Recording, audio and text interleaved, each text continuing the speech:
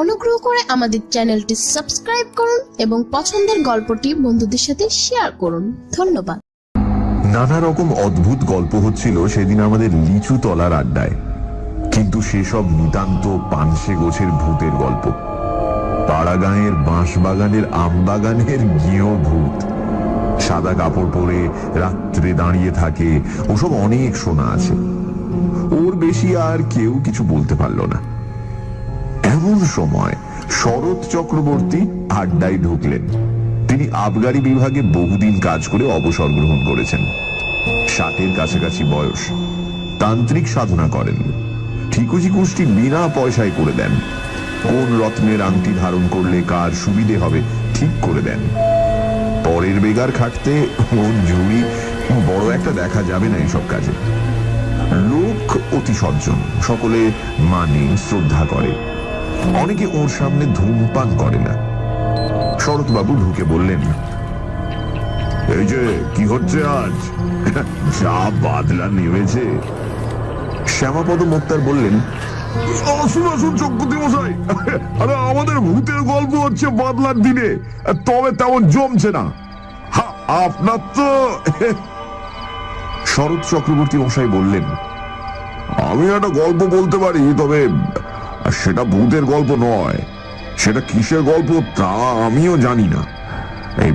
আপনারা শুনে বিচার করুন। শরৎবাবুর মুখে সেই গল্প শুনে আমরা অবাক হয়ে গেলাম। স্বর্গ মর্ত যেন এক সূত্রে গাঁথা হয়ে গেল সেই ঘন বর্ষার বর্ষণ মুখর মেঘের আবরণ ভেদ করে।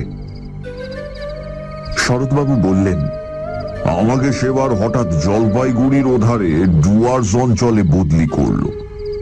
আমার পরিবার বর্গ তখন ঢাকায়, তাদের ওখানে রেখে জলপাইগুড়ি চলে গেলাম। নতুন জায়গা, সেখানে নিজে না দেখে শুনে কি করে সবাইকে নিয়ে যাই। বিশেষ করে ছেলে মেয়েরা তখন ঢাকা স্কুলে পড়াশোনা করছে। তা যেখানে গেলাম সেখানটা জলপাইগুড়ি থেকে অনেক দূর। ছোট লাইনে যেতে হয়, পথে চা বাগান পড়ে, বনময় অঞ্চল। কিন্তু দূরে সবুজ বনরেখার পটভূমিকায় হিমালয়ের শিখরমালা চোখে পড়ে। বড় নির্জন স্থান। আমি যে জায়গায় গেলাম তার নাম হলদিয়া। ছোট্ট জায়গা। আমি সেখানে গিয়ে সিনিয়র সাব ইন্সপেক্টরের বাসায় উঠলাম, কারণ আমার বাসা তখন ঠিক হয়নি। সে ভদ্রলোকের নাম রেবতী মোহন মুখুজ্জে, বাড়ি নদিয়া জেলা। বেশ ফর্সা, লম্বা, দোহারা চেহারা। আমায় খুব যত্ন করলেন। দিন কয়েকের মধ্যেই বাসা ঠিক করে দেবেন ভরসাও দিলেন। তৃতীয় দিন সকালে আমায় বললেন, আপনাকে একটা কথা বলি। আমি বললাম, কি?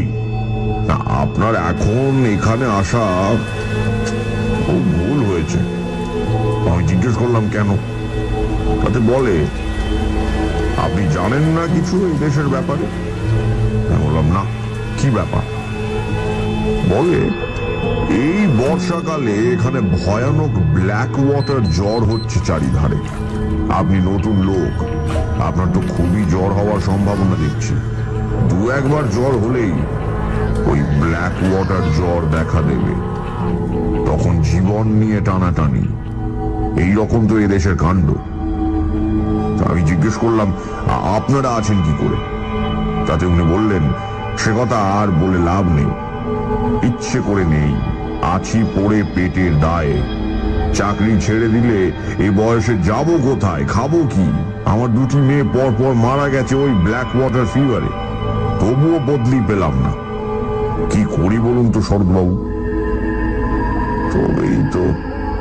উনি আরো বললেন, একটু সাবধানে থাকলেই হবে। জলটা গরম না করে খাবেন না বাইরে গিয়ে। ব্ল্যাক ওয়াটার ফিভার হলেই কি মানুষ মারা যায়? ওর কৌতূহল ছিল, আমি জিজ্ঞেসও করলাম।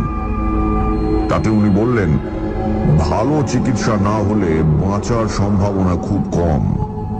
বিশেষ করে এই বর্ষাকালে যারা নতুন আসেন তাদের ধরলে বাঁচানো খুব কঠিন হয়ে পড়ে। আমি এরকম 2টো কেস দেখেছি, দুটোই মারা গেল। তা শুনে মনে একটু ভয় হলো, কিন্তু সাবধান হই বা কি করব। বিদেশে বেরিয়ে কতদূর সাবধান হওয়াই বা চলে। আর যা থাকে কপালে ভেবে কাজ আরম্ভ করে দিলাম। 10-12 মাইল দূরে দূরে ওই গাঁজার দোকান, মদের দোকান তদারক করে বেড়াতে লাগলাম। ভালোই লাগছিল। বর্ষার সবুজ অভিযান শুরু হয়েছে বনে বনে। কত রকমের ফুল ফোটে আর কত ধরনের পাখি ডাকে। দূরে হিমালয়ের বরফ ঢাকা কি একটা শৃঙ্গ একদিন দেখা গেল। নিচড়ির পাহাড়ের মতো ঝকঝক করছে সকালের রোদ্দুরে। তবে রোদ বড় একটা উঠতে ইদানিং আর দেখা যেত না। ইতিমধ্যে রেবতী বাবুর চেষ্টায় ভালো একটা বাসা পাওয়া গেল। উঁচু কাঠের খুঁটির ওপর কাঠের তক্তা বসিয়ে তার উপর বাংলো ধরনের ঘর করা হয়েছে। কাঠের মেঝে বেশ শুকনো খটখটে। ঘরটা বেশ বড়, আলো হাওয়া বেশ আসে। মনের ভয় আস্তে আস্তে কেটে গেল। তখন মনে মনে ভাবি, রেবতী বাবুর ওটা উচিত হয়নি। এখানকার মাটিতে পা দিতে না দিতেই অমন ভয় দেখিয়ে দেওয়া কি ভালো? আরে কেন করলেন ওটা রেবতী বাবু? অন্য কোনো মতলব ছিল নাকি? এই নিয়ে 7-5 ভাবি। এখানে আমার এক ব্রাহ্মণ আর্দালি জুটল, নাম দিগম্বর পাণ্ডে। লোকটা অনেক দিন সেখানে আছে। রান্না করতো খুব ভালো। সে হাট বাজার রান্না বান্না সবই করতো, কোনো অসুবিধে ছিল না। মাস 2 পরে সেবার বামনাপাড়া নর্থ বলে একটা জায়গায় আবগারির তদারকে গেলাম। আর সেটা একটা চা বাগানের পাশে ছোট্ট বাজার। চা বাগানটার ট্রাকগুলোর পায়ে লেখা আছে বামনাপাড়া নর্থ টি এস্টেট। পাহাড়ি একটা ছোট নদী পেরিয়ে আমার গরুর গাড়ি বাজারে গিয়ে থামলো। তখন বাজে ওই বেলা 10টা। 2টি মারোয়াড়ি মহাজনের গদি আছে। তারা বন অঞ্চলের উৎপন্ন সওদা করে। দেবেন সামন্ত বলে মেদিনীপুরের একজন ব্যবসায়ীর কাঠের কারবার আছে। গাঁজা ও আফিমের দোকান সেই দেবেন সামন্তের ভাই শশী সামন্তের। ওখানে বসে থাকতে থাকতেই আমার শরীর যেমন খারাপ হতে লাগলো, মাথা ধরলো। তার দেবেন সামন্তকে বলতে সে কি একটা হোমিওপ্যাথিক ওষুধ দিলে, বললে এতেই নাকি সেরে যাবে, কোনো ভয় নেই। আমি বললাম, আপনাদের এখানে ব্ল্যাক ওয়াটার হয়? উনি বললেন, খুব। জিজ্ঞেস করলাম, মানুষ মরে? তাতে উত্তর দিলেন, তা মন্দ মরে না। আপনারা ভয় পান না? আমরা অনেকদিন আছি, নতুন যারা আসেন তাদের ভয় একটু বেশি। সবাই দেখছি একই কথা বলে। গাঁজার হিসেব চেক করতে করতে আর যেন বসতে পারলাম না। তাড়াতাড়ি কাজ সেরে নিয়ে গাড়িতে উঠে পড়ি। জল তেষ্টা পাওয়াতে বামনাপাড়া নর্থ চা বাগানের একটা গুমটি টিনের শেড থেকে জল চেয়ে খাই এক নেপালি দারোয়ানের কাছ থেকে।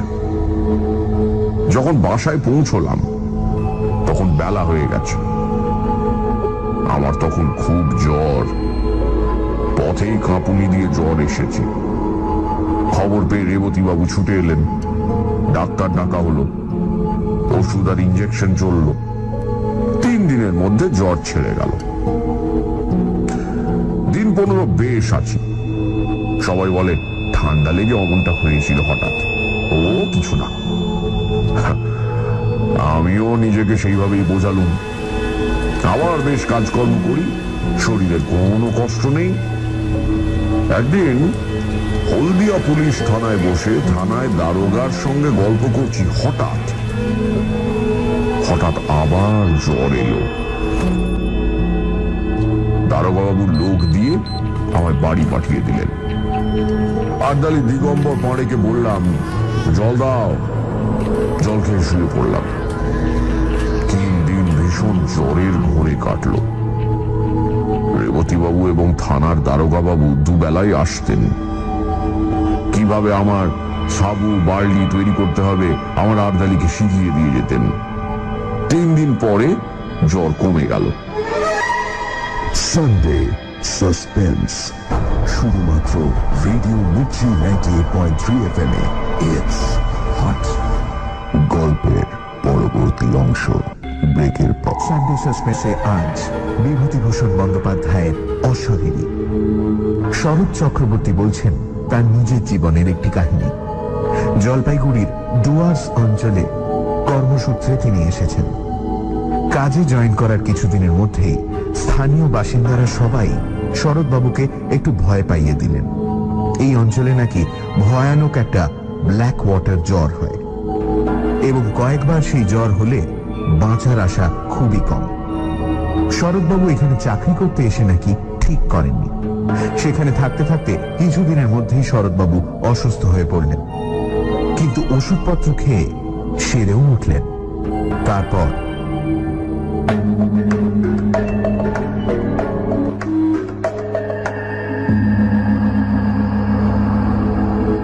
ক্রমে বেশ সেরে উঠলাম, কাজকর্ম আবার শুরু করে দিলাম। দিন 15 পরে চা বাগানের একটা আবগারি কেস দেখতে গিয়েছি।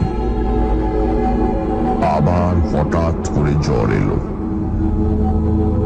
এবার একটা জিনিস লক্ষ্য করলাম, এখানকার জ্বর ভেলকিবাজির মতো আসে, আবার ভেলকিবাজির মতো চলে যায়। সুতরাং প্রথম প্রথম জ্বর এলে আমার যেরকম ভয় হতো, এখন গা সওয়ার বলুন সে ভয় একেবারেই নেই।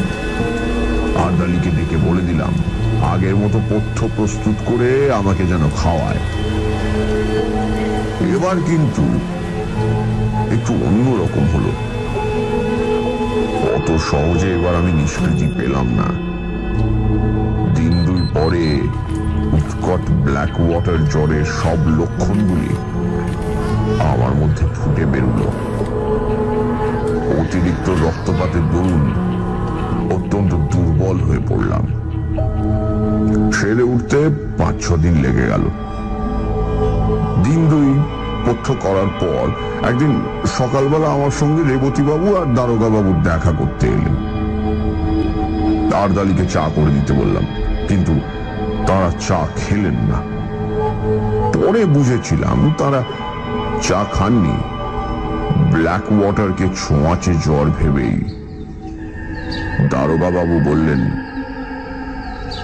সদবাবু আর একটা কথা বলি। বলুন। আপনি এখান থেকে চলে যান। জিজ্ঞেস করলাম, কেন বলুন তো?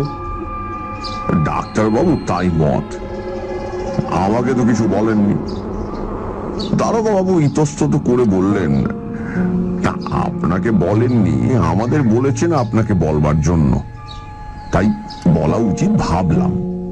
উনি বলেছেন, আপনার অসুখ খুব খারাপ। মানে আমি তো সেরে গিয়েছি, ও সারা বড় কঠিন শরৎবাবু। বেশ, তাহলে স্টেশন পর্যন্ত আমি যাব কি করে? রক্ষিয়া ঘাট পার হবার তো কোনো উপায় দেখি না। দারোগাবাবু বললেন, আর কিছু ভাববেন না, স্ট্রেচার জোগাড় করছি চা বাগান থেকে, কুলি পাঠাবো, পুলিশের একজন লোক সাথী থাকবে, আপনাকে ট্রেনে উঠিয়ে না দিয়ে তারা ফিরবে না। আমি বললাম, বেশ। আমি তখন জানতাম না যে আজই আমার জীবনের শেষ দিন হতো যদি, কিন্তু সে কথা পরে বলছি। আমি সম্মতি দিলে দারোগাবাবু চলে গেলেন। তখন বেলা 9টা হবে। গরম জল করে নিয়ে আসতে বললাম আর্দালিকে, গা হাত মুছবো বলে। তারপর 1 বাটি বার্লি খেলাম। আরো একটু বেলা হলে 2টি ভাতও খেলাম। বেলা 12টার পর লোকজন এলো স্ট্রেচার নিয়ে। এই পর্যন্ত বলে শরৎ চক্রবর্তী বললেন, একটু চা খাওয়ার ইচ্ছে হচ্ছে। আমরা বললাম, গল্পটা শেষ করুন। চা খেয়ে নিয়ে বলবো। এবার গল্পের আসল অংশটাতে এসে গিয়েছি কিনা একটু গলা ভিজিয়ে নিয়ে বলি। হ্যাঁ? উকিল নিতাইবাবু বললেন, একটা কথা, আপনি বললেন ব্ল্যাক ওয়াটার জ্বর হলো, সেরে গিয়ে আপনি পথ্য করলেন, অথচ ডাক্তারবাবু কেন আপনার অসুখ খারাপ বললেন? অসুখ তো সেরে গিয়েছিল। সেরে গিয়েছিল কিরকম? এক্ষুনি সেটা শুনলে বুঝতে পারবেন। আসলে সারেনি। তবে পথ্য দিয়েছিল কেন ডাক্তার? এই কথার জবাব আমি দিতে পারবো না, কাউকে জিজ্ঞেসও করিনি। তবে যেমন ঘটেছিল সেই রকম বলে যাচ্ছি। এটা একটা অদ্ভুত কথা বলছেন আপনি। কিরকম সে দেশে ডাক্তার বুঝলাম না মশাই। এই কথাটা আমি কখনো ভেবে দেখিনি। আচ্ছা, এবার বলি গল্পটা। শরৎ চক্রবর্তী আবার গল্প আরম্ভ করলেন। বেলা 12টার পর স্ট্রেচার নিয়ে এলো চা বাগানের লোকজন। সেখানে দাঁড়িয়েছিলেন রেবতী বাবু ও দারোগা বাবু। আমি আর আর্দালি জিনিসপত্র গোছাচ্ছি, এমন সময় এলো জ্বর। ভীষণ কাঁপুনি দিয়ে জ্বর, আর আমি বসতে পারলাম না। ঘরের মধ্যে গিয়ে তাড়াতাড়ি বাঁধা বিছানা আর্দালিকে দিয়ে খুলিয়ে পাতিয়ে শুয়ে পড়লাম। এবার আমি আর কিছুই জানি না। আমার সমস্ত চেতনা লুপ্ত হয়ে গেল এক ঘন অন্ধকারের আবরণের অন্তরালে। যখন আবার আমার জ্ঞান হলো, তখন দুটো জিনিস আমার চোখে পড়লো। প্রথমেই অন্ধকারের মধ্যে একটা কি গাছের ডাল পাশের জানলার বাইরে হাওয়ায় দুলছে।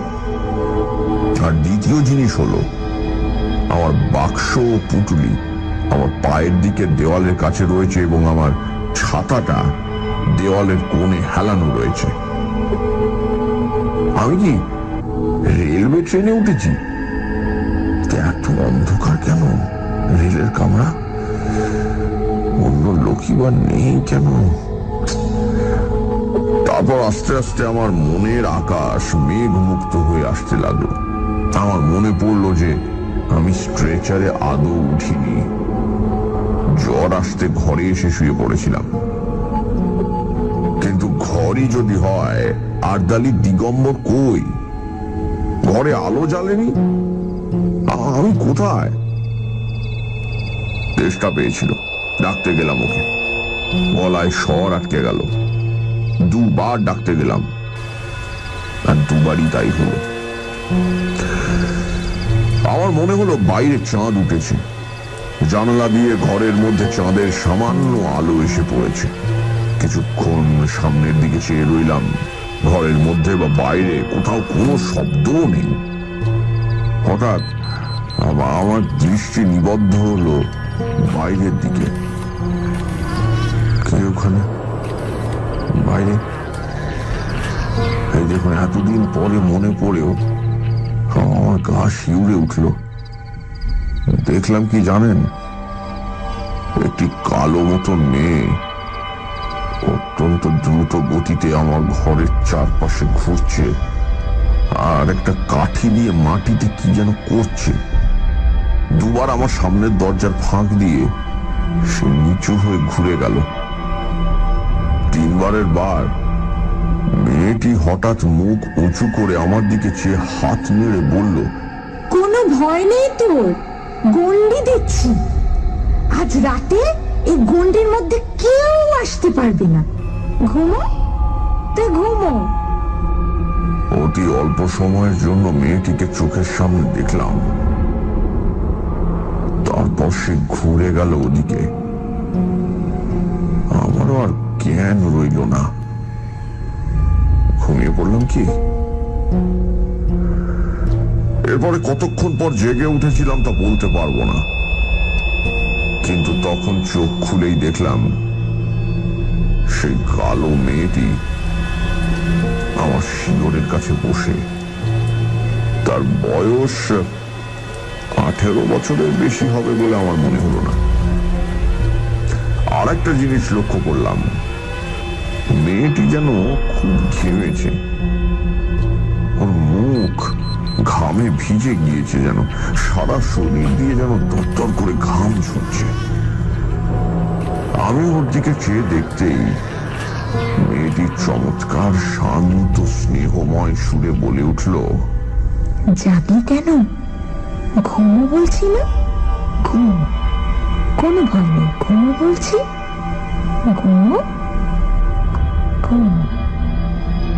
শেষবার যখন ও ঘুমো বলছে তখন আমি ঘুমিয়ে পড়লাম ওর কথা শুনতে শুনতে। ঘুমিয়ে পড়বার আগে সেই গাছের ডালটার দিকে নজর পড়ল জানালার বাইরে।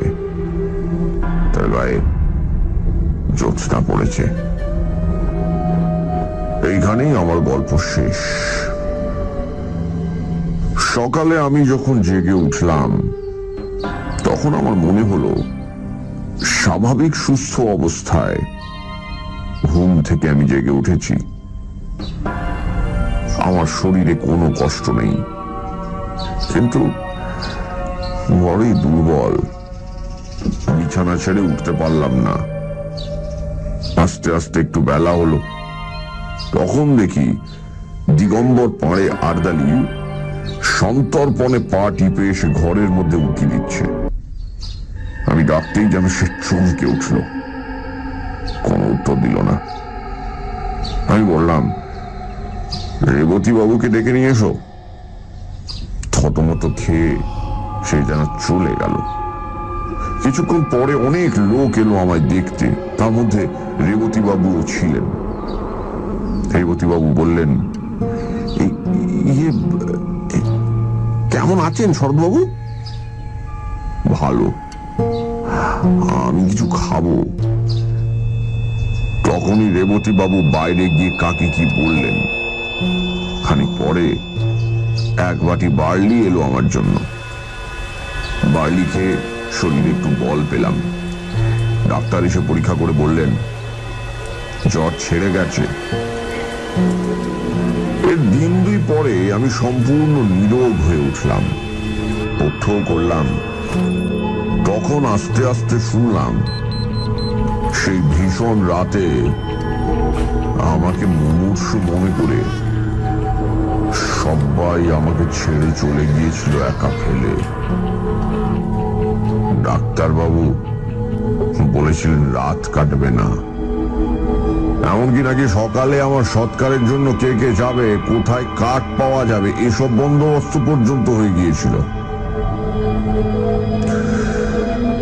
সকালেই লোক পাঠিয়ে আমার পরিবারবর্গকে টেলিগ্রামে আমার মৃত্যু সংবাদ জানানোর জন্য থানা থেকে একজন কনস্টেবল পাঠাবেন দারোগা বাবু, তাও ঠিক করে রেখেছিলেন। অথচ সেই নির্বান্ধব পরিত্যক্ত অবস্থায় কে আমার মৃত্যুশয্যার পাশে সারা রাত বসেছিল, কে আমার ঘরের চারিধারে গণ্ডি এঁকে দিয়েছিল আমাকে বিপদের হাত থেকে রক্ষা করতে। সবাই পরিত্যাগ করলেও কে আমাকে সেই অসহায় অবস্থার মধ্যেও পাহারা দিয়েছিল, এসব প্রশ্নের কোনো জবাবই আমি দিতে পারবো না। যদি আপনারা বলেন সবটাই জ্বরের ঘোরে স্বপ্ন দেখেছি, তারও কোনো প্রতিবাদ আমি করতে চাই না।